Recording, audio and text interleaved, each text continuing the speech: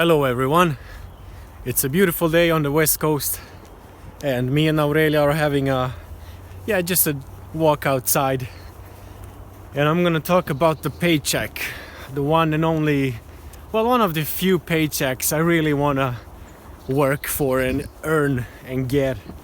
The paycheck that will kind of be the payment for all of it, and that is if she and her sister one day come to me, genuinely say, thank you, Father, for the kind of thing you taught us, you presented us to, which, made our lives much more clear or vivid. In a beautiful way, because, you see, in a way, life is like a trench warfare. In a beautiful day, this place is mystical, right? Everything here is fascinating. What are we doing here? Why are we here? Where are we? Those questions can wait for another time. But it's a beautiful, mystical experience. However, it's also gruesome. Life is full of suffering. Sentient beings are eaten alive. People suffer. And injustice is just a word. There are too many injustices. Crazy place. However, I like to think of it sometimes as a trench warfare, where you actually fight for your own clarity, and when you gain it, you really want to just push your kids over the trench. They might see what's beyond there. They might advance further. That's the whole point.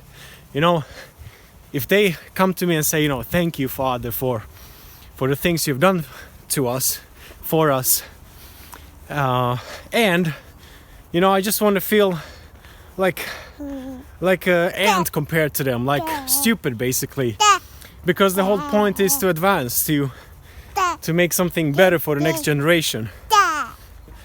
And it would be a great honor to be kind of depleted, wasted at the end, and have just pushed forward this future of life, ahead of you.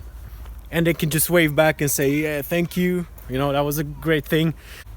The whole thing is to go back to the classic kind of education, It's one thing to know a lot of things and then talk about it, present that. But it's another thing to actually share the way you gain knowledge, the way you look up things, and transfer that to your kids, and then let them ride along with that and get even better.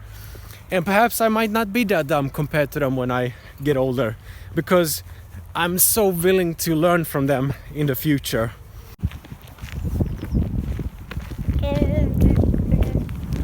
Today in Sweden, you're allowed to send your kids to a Muslim school financed by Saudi Arabia, or a Jewish school financed by Zionists, a Catholic school, whatever kind of school you want to. However, you're not allowed to homeschool, just like Germany, which banned it back in the days of the Nazi regime. Sweden did this 2010, so I'm not planning to homeschool. I don't know, I'm open about things.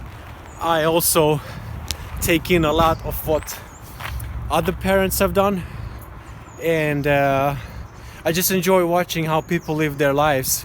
All these kind of kind-hearted rascals in the world, which is a public enemy number one, especially if you have multiplied. That means that your kids might end up to be people who get the other version, who might question things. And questioning things doesn't have to be, taking some other position. It can actually reinforce the initial position about something they have been taught in school, or what's, taken as a common fact. So that's what I find inspiring, like over the last weeks, and for the near future I'm trying to sort of find as many like YouTube channels or yeah, just basically people who live a different life, who have taken another path, because what's there for everybody, you know, you don't need to be an expert, it's there, you know about it. But being inspired and see how other people have done things, how that has turned out, and so on, is very interesting. Especially when all of those people, maybe less now in some regions or countries than before, but anytime you step out of the predicted position, the predicted path, there's always questioning and ridicule and so forth and so on. But that just strengthens your choice in the end.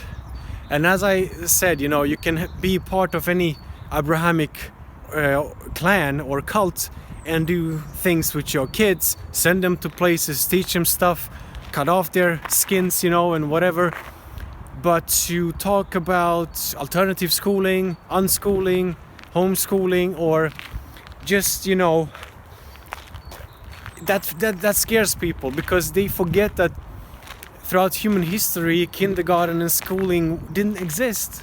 People lived in communities, so there were always kids in a community. There were always some mothers or grandmothers there to watch for them, while the women and men did something else. And I'm not romanticizing the old way of life, because I wasn't there, so I can't talk about it. I can speculate, but not for this occasion. But what I'm saying is that the choices people, parents, make kind of cement them to that position, and they kind of get defensive and agitated when you kind of do something else. And I know that because you meet people, you talk, and you know, things come up. Oh, you know, you do this, you always get some questions. Few people are interested, and the key thing here is, I mean, in my life I've had opinions or ideas which I have reevaluated and so on. I'm okay with that. Nobody's born with the ultimate kind of insight or knowledge.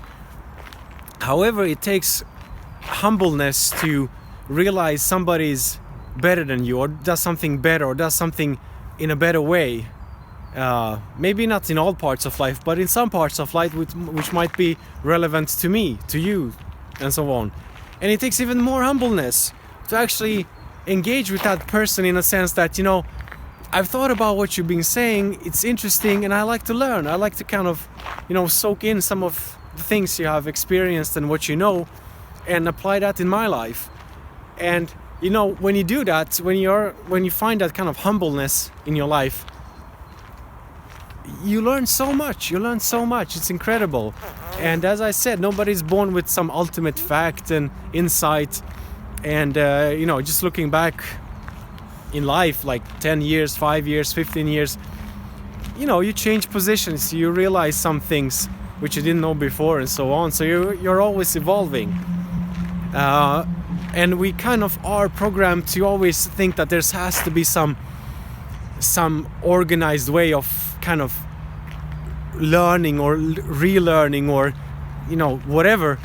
But it can be people near you, people online, people anywhere, you know. It's good to get excited in life, just like kids. They can get excited about things that are new to them, which might be silly for me or something. But, you know, we can get excited too. I get excited all the time. For example, when I meet somebody who's in the same spot in life or something, and you recognize you're on the same page, sort of. You're like, yeah, okay, we have these experiences, these insights. Let's put them on the table, and let's just, you know, shuffle around and mix around and see, you know, what you think, what you have learned, what my experience is, this and that. And you know, those moments teach you so much, because you're allowed excitement to shine through, because not all people are insecure. It's good to be able to open up, even if you're an adult responsible parent, you know. But when you recognize those people, that's a good thing. That's one of the exciting things in life. And today I've been sort of excited. We're gonna go and have a family hangout now, and it's been a good walk. I've been working out today, lots of outdoors. Yeah, clouds are coming in, time to go in, and so on. I wish you all the best. Take care. Ciao.